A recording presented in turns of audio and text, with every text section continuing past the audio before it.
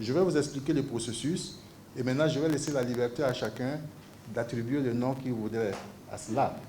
Mais le principe était tel que, en 2017, quand le gouvernement transférait la gestion des cantines scolaires qui relevait de lui au PAM, le PAM avait sous sa gestion 620 écoles qui étaient aussi sous forme de cantines scolaires, n'est-ce pas?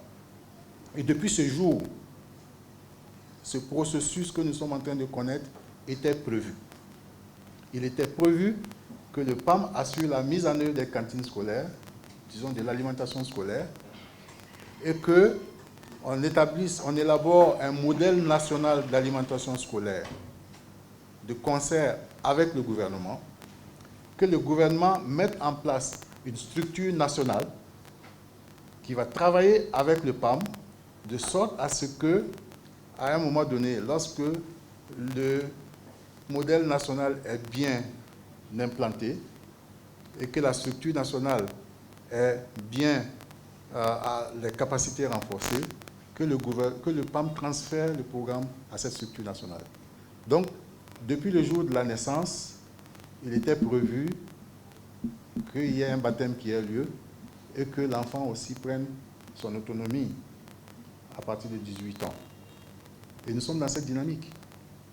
Maintenant, comment on l'appelle? Transfert, retrait, chacun pourrait donner le nom qu'il voudrait à cela.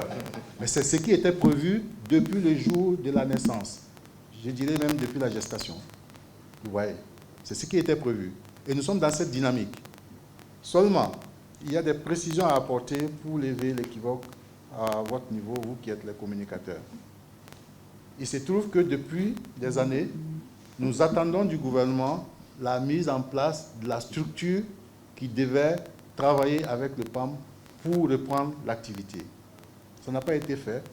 Et les différentes évaluations externes qu'on a connues ont aussi marqué ça comme recommandation pour dire qu'il faut que vous travaillez, vous essayez de pousser le gouvernement à mettre en place cette structure.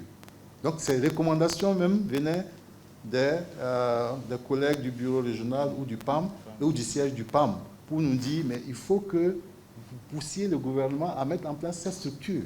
Ça veut dire que nous-mêmes nous sommes dans la dynamique de mettre en place un cadre approprié pour faire les transferts. Ce n'est pas nouveau.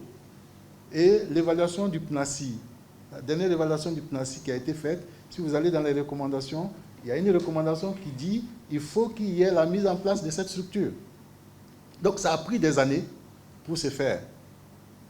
Et maintenant que le gouvernement a mis en place la structure, en termes de statut adopté, en termes de décret adopté, mais pas encore en termes de personnel, parce que ça n'existe pas en termes de personnalité morale, oui, mais physique, non. Les agents ne sont pas encore recrutés, tout. À partir du moment où le gouvernement a mis en place cette agence nationale d'alimentation et de nutrition, dont les statuts ont été adoptés, et les travaux ont commencé depuis, et je crois que c'est en juillet que ça a commencé à se formaliser. Quand eux ont fini, maintenant ils veulent que le processus soit accéléré. C'est tout.